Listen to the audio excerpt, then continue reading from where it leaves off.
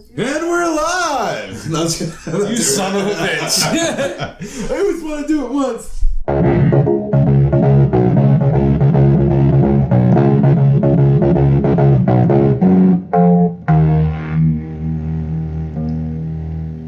That's the one!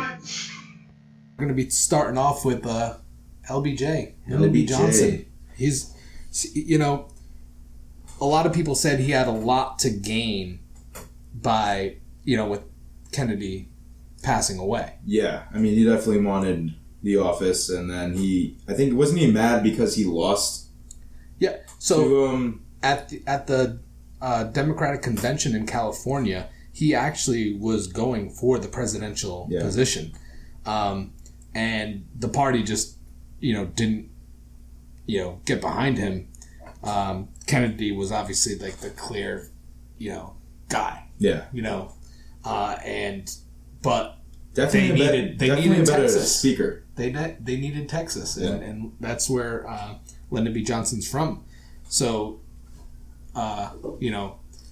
Kennedy wasn't a big Texas fan. Well, I thought during the time of the assassination, he was actually doing better. JFK was actually polling pretty decent in Texas. Yep. He was gaining favor there. Approval rating. Yeah, his approval rating was going up.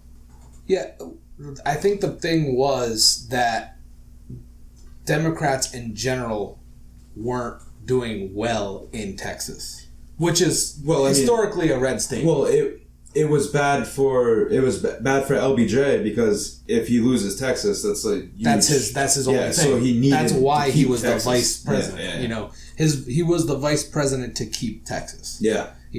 So if they lost Texas, which it seemed like it would happen, that they were going to be losing seats in Texas, then why is Lyndon B. Johnson the vice president? So it calls into basically, why is this guy the vice president if we don't need him to be? Because there was open dissent between the Kennedy group and Lyndon B. Johnson's people. So within the White House, there was openly disdain for one another. Yeah. Yeah.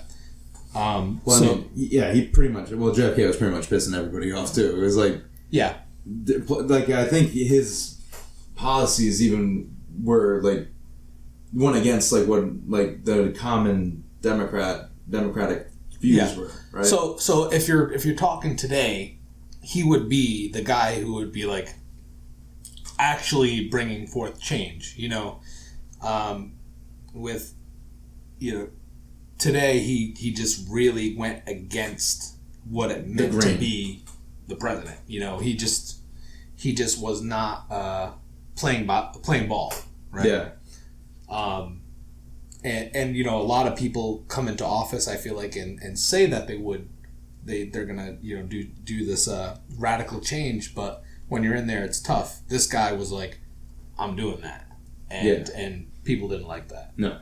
Well, whenever people don't like change in general, but especially these people who, these organizations like the FBI and CIA, when you're talking about radical change within these organizations that aren't even governed by the government itself, it really causes some grinds some gears. Yeah, exactly. I mean, I think going back to LBJ, even the biggest hint thing was that the night before, allegedly, who was it? What's her name?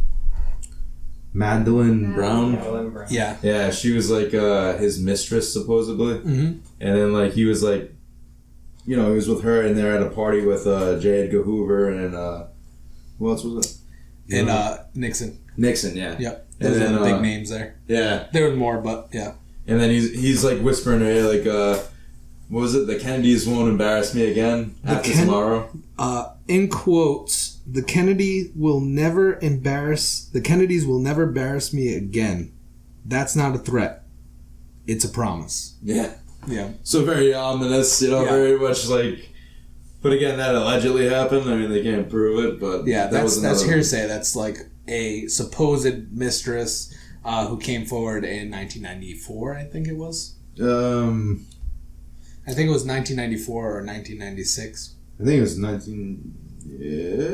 It was in the 19... I tried looking for the quote before and I couldn't find it, so I'll have to check. But basically, what it was is LBJ, I think, is saying, okay, I'm willing to play ball, by the rules. There were a bunch of weird things that happened.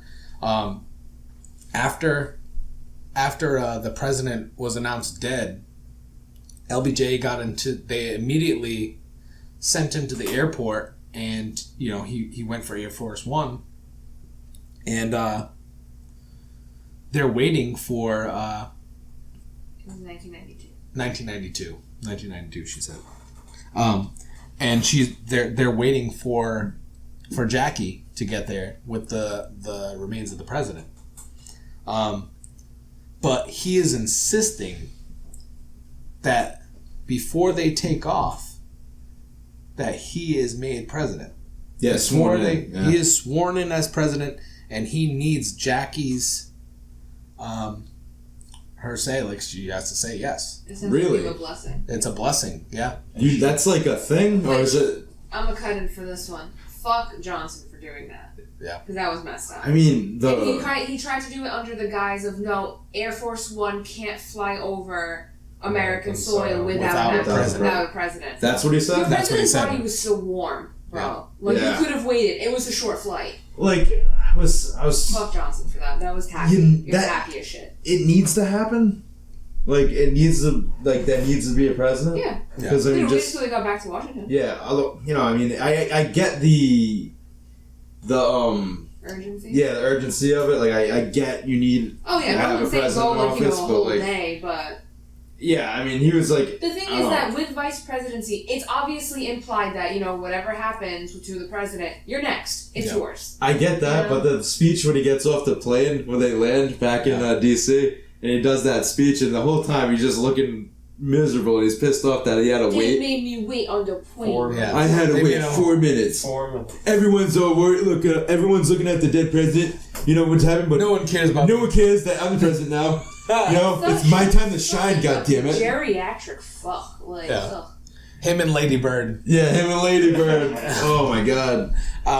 Yeah, that mug. But basically, the thoughts is that LBJ was in on the conspiracy, that Lee Harvey Oswald didn't act alone, that he had guidance from the president and then probably officials within the government who were loyal to Lyndon B. Johnson. Mm-hmm. But that's not where the conspiracy trail ends. Yep.